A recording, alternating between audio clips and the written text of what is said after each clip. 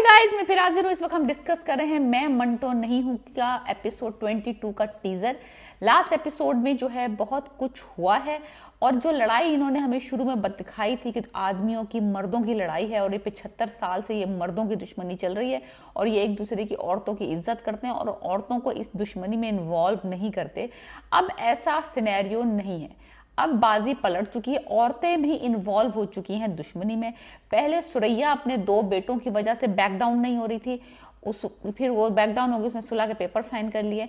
अब है बारी खतीजा की, जो कि बिन्यामिन की बीवी है और वो हम्माद के कातिल को माफ करने को राजी नहीं है। वो है खून की प्यासी हुई, वो कहती 1 मरे 10 मरे सबको मार दो, लेकिन मुझे अपने बेटे के कत्ल का बदला चाहिए। बात सीधी यह है कि बिन्यामिन के अंदर वो गट्स नहीं है। अमृतसरियों की तो, सिराज का तो मुझे पता चल गया, ताइब सिर्फ बोलने तक है, वो बंदा चूटी भी नहीं मार सकता। दोनों जो दुश्मन है ना फुसड्डू हैं। बात सीधी, बच्चों को मरवा रहे हैं और बच्चों को उकसा रहे हैं, लेकिन खुद कोई एक्शन नहीं करे, ना सिराज ना बिन्यामिन। इतनी सारी एपिसोड हो गई हैं, 21 एपिसोड हो गई हैं। हुआ कुछ हुआ है कि फरहाद भाई के मरने के बावजूद, इतनी कुछ बगैरती होने के बावजूद, आई विटनेस का इसको पता चला, इसने मंटो के ऊपर गोलियां चला दी। वो तो इत्तफाकन सर मंटो बच गए। उनके बचने का भी एक पर्पज है, बचने का उनका पर्पज है, वो मैं आपको बाद में बताती हूँ। जरा अभी थोड़ी सी जरा मैं ये बात डिस्कस कर लूँ। फरहाद साहब अपनी जिद से ना बाज नहीं आ रहे। दोनों बेटों की जिंदगी इस वक्त दांव पे लगी हुई है, एक तरफ बिन्यामिन के बेटे की, एक तरफ सिराज के बेटे की, और दोनों जानी दुश्मनी पहल करने को राजी नहीं है।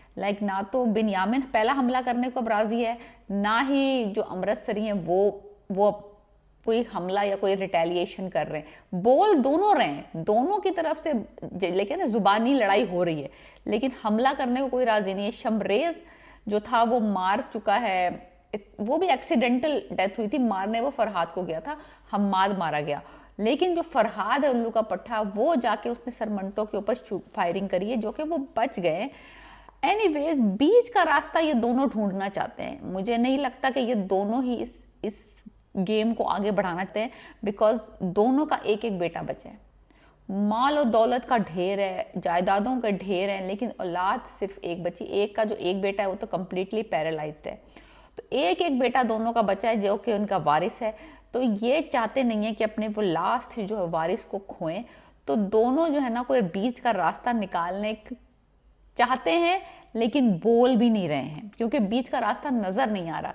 ऊपर से खतीजा जो बिन्यामिन की बीवी है, वो कहती है मुझे सबको मार दो, पूरे अमृतसरियों को मार दो, मुझे खून का बदला खून चाहिए, मैं पीछे हटने वाली नहीं हूं। मुझे तुम बिन्यामिन बन के दिखाओ, वरना तुम भी मर जाओ।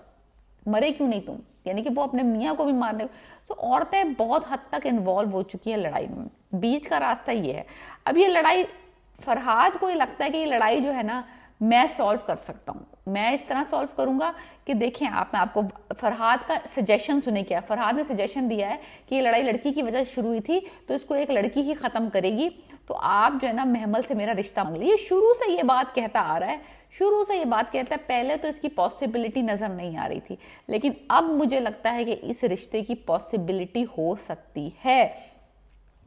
तो ये वाला जो चक्कर है ना, दिल ही दिल में जो है ना, मुझे लगता है कि फरहाद ने ना पूरी प्लानिंग कर ली है कि किस तरह से अपने बाप को कन्विंस करेगा कि मुझे बचाने के लिए और शमरेज को माफ़ करने के लिए हम ना ऐसा करते हैं कि हम ये तरकीब लड़ाते हैं, इससे सुलह भी हो जाएगी, उनका बेटा भी बच जाएगा, मैं भी बच जाऊंगा। यानी कि 2 माओं के लाल बचाने के लिए एक लाडली की कुर्बानी होगी, ये मैं प्रिडिक्ट कर रही हूँ। बिन्यामिन का लाडला और अमृतसरियों का लाडला बचेगा और लाडली की कुर्बानी दी जाएगी। तो ये है चक्कर। खतीजा से बात करने पहुंचेगा बिन्यामिन और वो कहेगा कि देखो, हम बीच का रास्ता भी निकाल सकते हैं और मैं अपने बेटे का खून बहा मांगने जा रहा हूं अमृतसरियों से। तो खतीजा पूछेगी क्या खून बहा मांगोगे? कहता है ये दौलत के ढेर और ये अंबार बेकार हैं, अगर हमारा आखिरी बेटा भी मर गया इस जंग में तो मैं उनसे खून बहा के बदले में उनकी बेटी को मांगूंगा, महमल को फरहाद के लिए मांगूंगा, और अगर उन्होंने रजामंदी हो गई तो हम सीज फायर कर देंगे, हम अपने बेटे का खून उन पे माफ़ कर देंगे। अब इस बात पे इस नई जो सजेशन आई है बिन्यामिन की तरफ से, क्या खतीजा इस पे राज़ी हो जाएगी? क्या वो कह देगी कि हाँ चलो ठीक है मैं राज़ी हूँ, अगर फरहाद के लिए वो महमल को दे देते हैं एज अ खून बहा तो मैं अपना बेटे का खून माफ़ करने को राज़ी हूँ? या वो कहेगी नहीं, मुझे खून का बदला खून ही चाहिए, मुझे उसकी बेटी नहीं चाहिए, मुझे उसके बेटे की गर्दन चाहिए। सो एनीवेज ये वाला सिनेरियो चल रहा है। सीधी सीधी बात ये है कि आदमियों से ये बात संभल नहीं रही, आदमियों से लड़ाई हो नहीं रही, अब वो लड़की इन्वॉल्व कर रहे हैं। महमल की शादी जो होगी वो फरहाद के साथ खून बहा के उसके ऊपर होगी, बेसिस के ऊपर, और मंटो साहब को जो जिंदगी दोबारा मिली है वो उसमें डालेंगे फड्डा। आके वो आखिरकार जो उनके अंदर जो नया नया बहादुरी का भूत सवार हुआ है वो आके डिक्लेयर करेंगे ड्यूरिंग द वेडिंग कि भाई मुझे इससे मोहब्बत है। फिर क्या होता है ये हम देखेंगे कि जब ओपनली खुल के मिंटो साहब अपनी मोहब्बत का इजहार करेंगे तो महमल क्या करेगी और फरहाद क्या करेगा और बिन्यामिन और अमृतसरी क्या करेंगे। तो ये सब कुछ देखेंगे हम, लेकिन डेफिनेटली खून बहा के बदले में महमल का रिश्ता जा रहा है फरहाद के लिए। Please subscribe my channel and let me know what do you think about my review and predictions. Piece.